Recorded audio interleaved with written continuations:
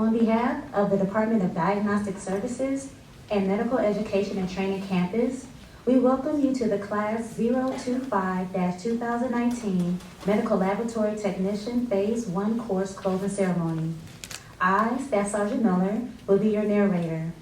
Seated in the front right and presiding over today's ceremony are Lieutenant Colonel Jose Casada, the Program Director, Lieutenant Colonel Michael Story, our guest speaker, Captain Hamida Brown, the Army Service Lead, Lieutenant Brian Maylene, the Navy Service Lead, Sergeant First Class George Green, the Laboratory Program NCOIC, and HMC Brian Perlotta, Navy Senior Enlisted Lead.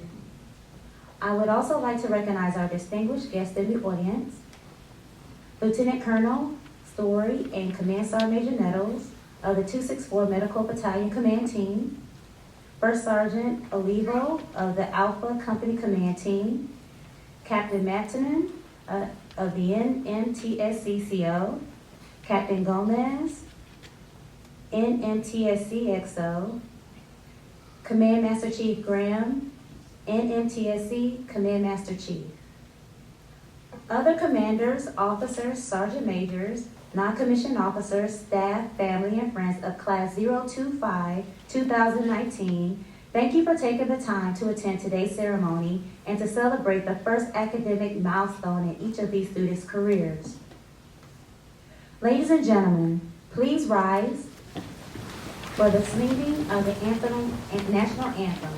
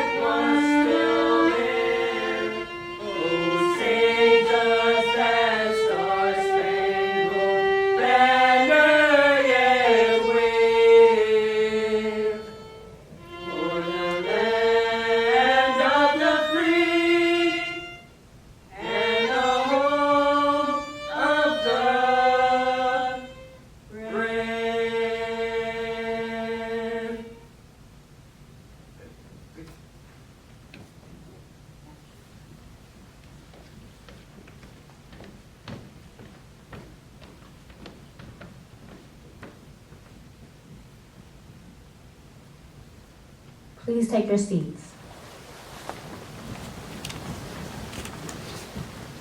Before you are the soldiers and sailors of Class 025-2019 who have spent the last 6 months in one of the most academically challenging programs in the military medical field. Most of the students began their military service less than 1 year ago and are receiving their initial military training, while others have changed their military specialty to attend this course.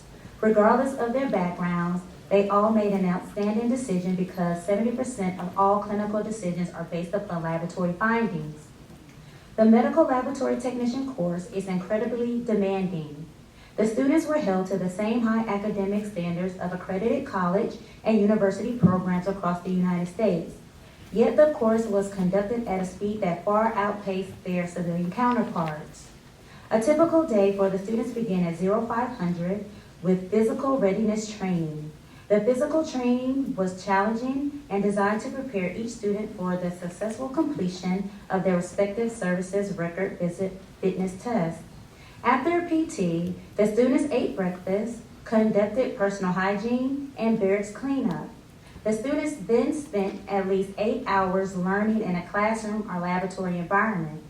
In addition, they received training on various military common tasks conducted in a garrison and field environment. On many days, the students were in training for 12 hours or longer. Afterwards, they used much of their night and weekend free time to study in order to meet the course's high academic requirements. Shortly, each student will report to one of 33 Phase 2 clinical training sites, where in a 6-month hands-on environment, they will apply the academic knowledge acquired here, plus the additional and unique skills of the Phase 2 site. In addition, they will continue to be graded on all performance standards. As you can see, their path so far has been demanding and will continue to offer many challenges before they will be graduates of the program and welcomed into the field as fully qualified medical laboratory technicians.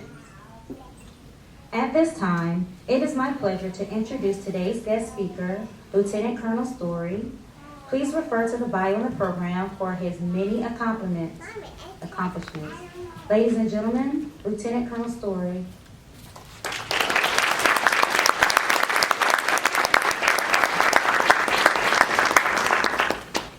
Okay, so first, what a way to end the week, right? Friday afternoon, and we're celebrating folks that are finishing an accomplishment. So let's give a round of applause for these soon-to-be graduates.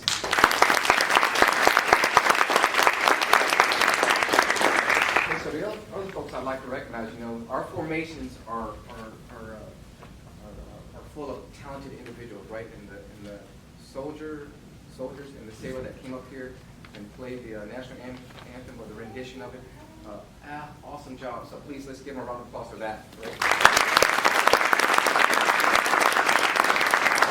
So I start off and I want to share, thank Colonel Quesada and the MLT team, right, Sergeant Green, right, to offer me the opportunity to be up here to kind of speak real quick. And I'll tell you that, what I want to tell you, graduates, I'll leave you with 4 things. Okay, I want to tell you 4 things. I don't want you to forget it. Now, what I understand is this is a mixed program, right? Army and, at least this graduation from Army and Navy. So when I use the words interchangeably, just make sure, I got to make sure I'm using Navy terms as well, right? That's a challenge for me. But first, I want to start by saying, as we look at a soldier and or a sailor, I'll put to the side here, is that, my first comment here is there's more to human health than the hub. What's a hub? You guys remember the hub when you were here? You're in what? In blood banking, right? It's funny, I had a conversation with a healer today, and I said, okay, I'm going to challenge him, right? I said, what's a Reed-Sternberg cell? Right? You guys remember that? You guys cover that at all? Maybe I stumped him, right? I don't know. Bottom line is I asked him what a Reed-Sternberg cell, right? And some of that is like the morphology, right? What's in when you're looking at cells, you look at cells. But I'll tell you that as we look at human health, there's a lot of things that impact human health, right? Some of it is environmental conditions, right? Some of it could be genetic conditions, factors. So as you guys think about your profession, right, and this is a profession, whether you're Army or Navy, you think about your profession, you got to think there's a lot of things that impact. But I share that with you because, I'll share this photo. And Sergeant Green, no disclaimer, right? This is one of your instructors. Parada, where you at? Tom Parada down here? I was going to try to get a photo of him, right? Garza, I think, wasn't here. So I only got the Army guy, right? But my point was, there's a lot of things that impact human health, and there's a lot of medical specialties that do as well, right? Now, I couldn't really tie in the animal care specialist at the bottom, but Sergeant Green, if I could give you a pet, I'd give you a dog down there or something. Right? But my point is, there's a lot of disciplines that feed into taking care of soldiers and sailors, right, in our forces. And I want you to understand that, right, because you're one of many entities, right? And then the good NCO said, right, 70% of all clinical decisions are based off of diagnostics, right? And that is so important because as you are cutting your teeth on your competency in your craft, absolutely you got to get it, right? You got to get it right and be hungry, right? And learn, right? And be a sponge, okay?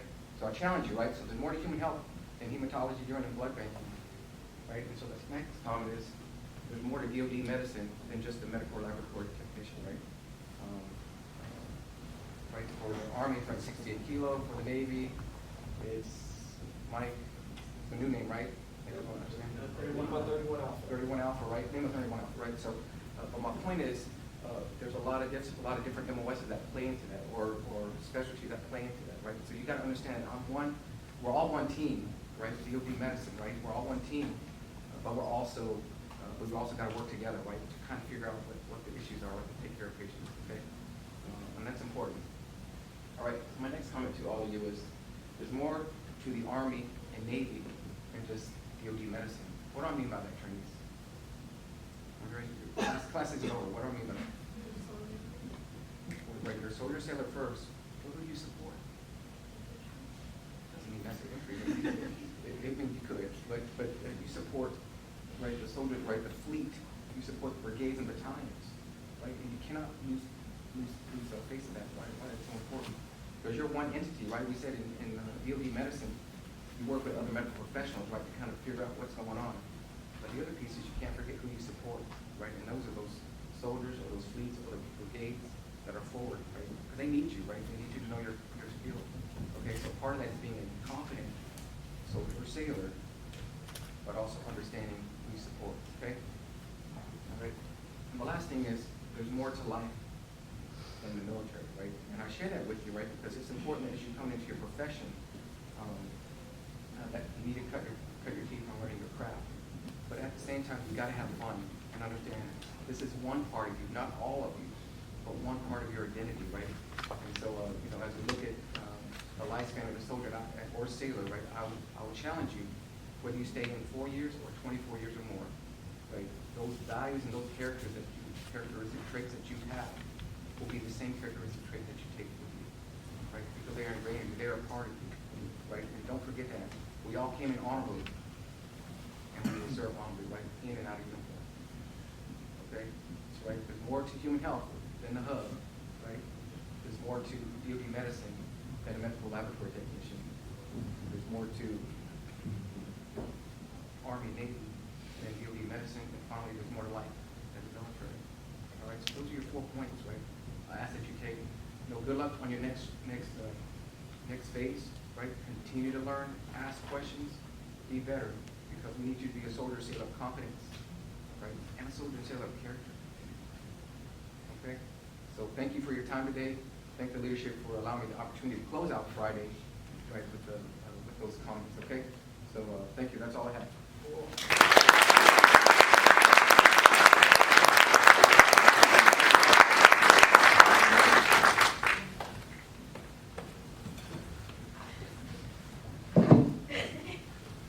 Thank you, Lieutenant Colonel Story, for your time and inspiring words. Successful completion of Phase 1 was by no means guaranteed and required total dedication by the student, as well as complete support by the instructors, staff, family, and a myriad of others, both in front and behind the scenes. With this thought in mind, Class 025-2019 would like to recognize all instructors, drill sergeants, Navy advisors, squad leaders, and support staff for their support throughout these past 6 months. At this time, would all of the program and company staff, drill sergeants, Navy advisors, and squad leaders please stand to be recognized?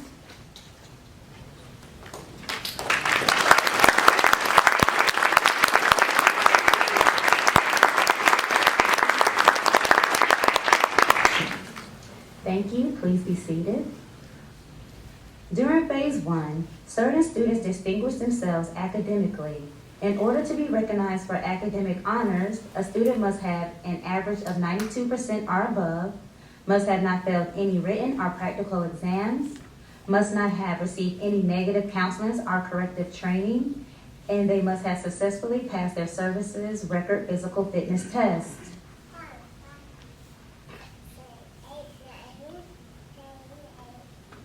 The student that completed Phase 1 with the highest overall academic average is designated as Class 025-2019's Honor Graduate. The Honor Graduate receives a Service-Specific Achievement Award from their command and a special certificate of completion indicating this honor. The honor graduate for class 025-2019, who had a class average of 95.16, is Specialist Grant. Specialist James Grant will attend Phase 2 at Evans Army Community Hospital, Fort Carson, Colorado.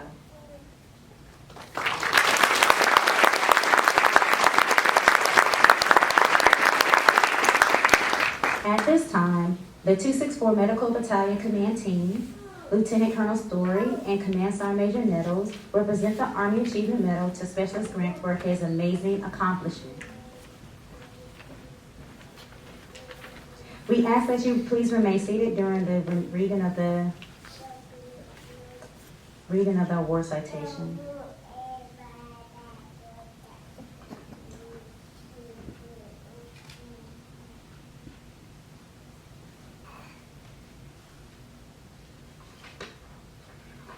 Attention to orders. For meritorious achievement while assigned to Alpha Company 264 Medical Battalion, Fort Sam Houston, Texas, Specialist Grant's leadership and academic excellence during the 68 kilo class 025-2019 was nothing less than exemplary.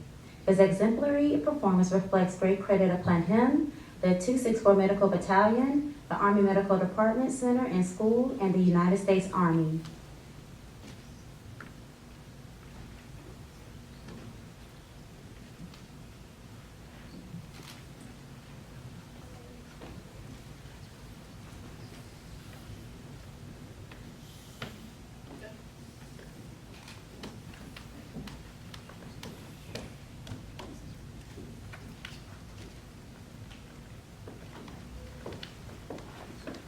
Now, Lieutenant Colonel Casada, Program Director, and Lieutenant Maylene, Navy Service Lead, will present Specialist Grant with his certificate of completion.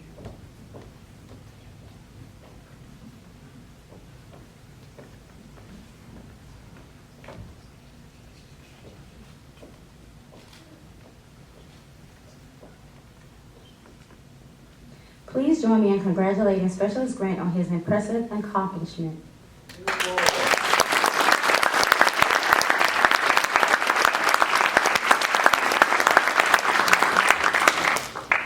Next to be recognized are the students that have completed Phase 1 with an overall GPA of 92% or higher, as such are designated as members of the Dean's List. These students will receive a special certificate of completion indicating this honor. The Dean's List designees for Class 025-2019 are Specialist Robert Ziegler will attend Phase 2 at Madigan Army Medical Center, Fort Lewis, Washington.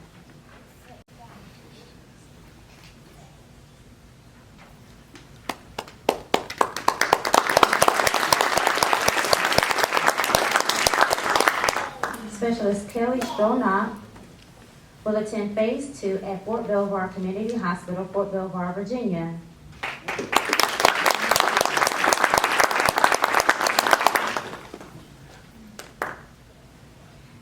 Agent Matia Terry will attend Phase 2 at Brooke Army Medical Center, Fort Sam Houston, Texas.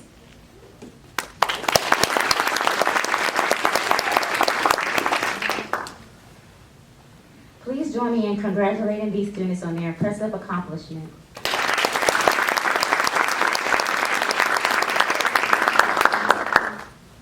Ladies and gentlemen, our students will be presented in alphabetical order. Please hold your applause until the remaining of the class has crossed the stage so that each student's name can be heard.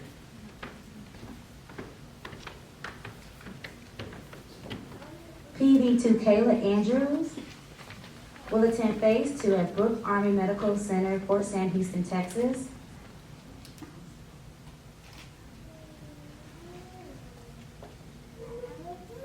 Specialist Stephen Bazame will attend Phase 2 at Fort Belvoir Community Hospital, Fort Belvoir, Virginia.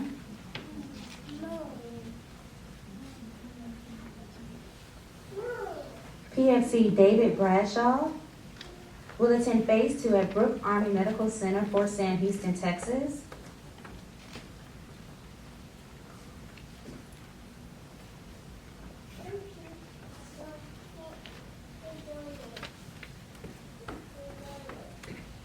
H.A. Alexis Carrillo will attend Phase 2 at Navy Medical Center, Camp Lejeune, North Carolina.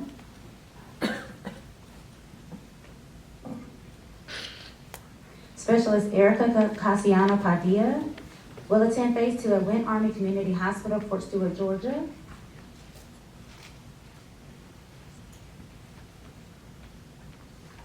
Specialist Janelle Catalina will attend Phase 2 at Fort Belvoir Community Hospital, Fort Belvoir, Virginia. Specialist Jacob Cedillo will attend Phase 2 at Brooke Army Medical Center, Fort Sam Houston, Texas.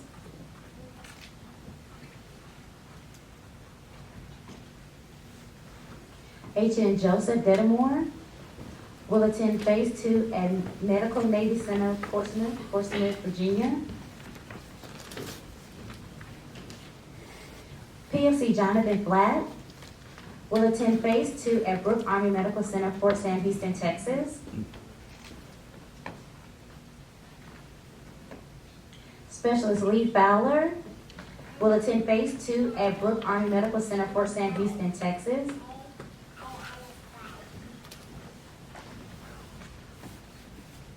PFC Zoe Horton will attend Phase 2 at Fort Belvoir Community Hospital, Fort Belvoir, Virginia.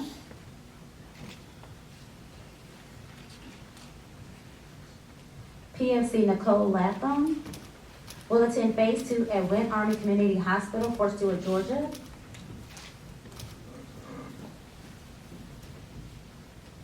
PB2 Jonathan Lyda will attend Phase 2 at Brooke Army Medical Center, Fort Sam Houston, Texas.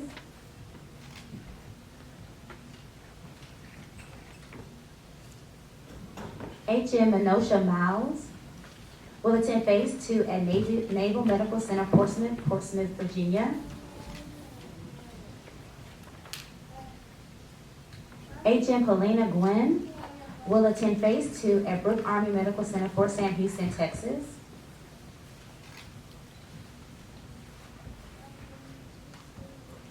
PB2 Rosemary Pico will attend Phase 2 at Brooke Army Medical Center, Fort Sam Houston, Texas.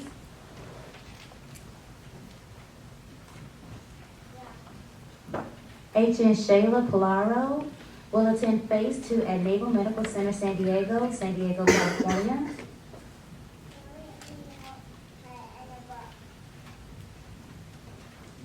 HM3 Angelica Kiba will attend Phase 2 at Naval Medical Center, San Diego, California.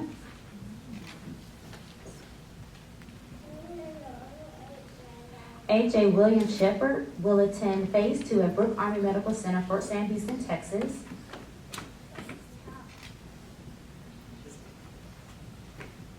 AJ Jonathan Strong will attend Phase 2 at Naval Medical Center, Camp Lejeune, North Carolina.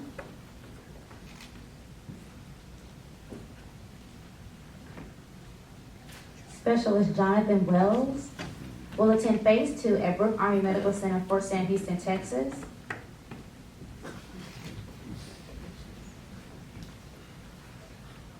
PV2 Desiree Venture will attend Phase 2 at Evans Army Community Hospital, Fort Carson, Colorado.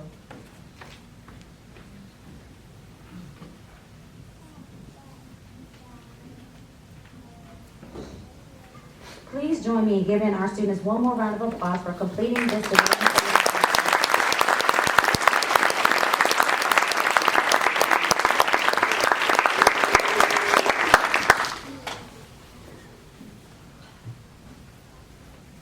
Ladies and gentlemen, please rise for the singing of the Army song and Anchors Away.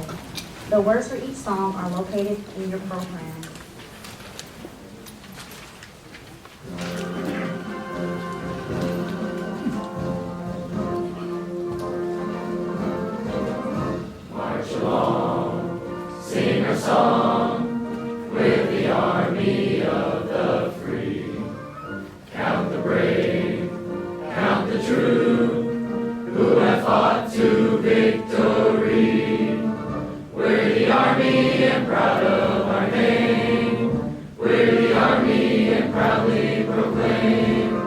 First to fight.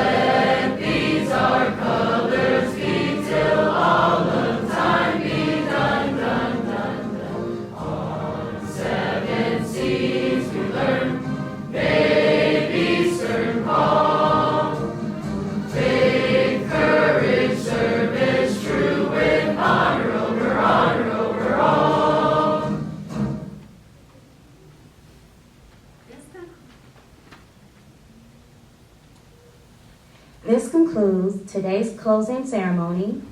Once the students have formed up on the stage, please follow Lieutenant Colonel Posada to congratulate our departing class. We thank you for your attendance today.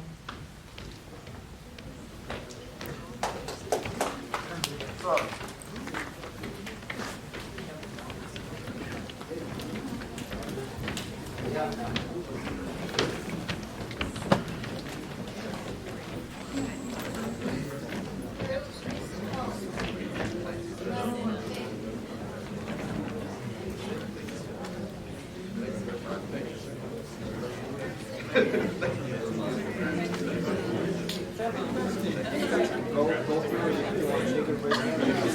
Whoever you're waiting for.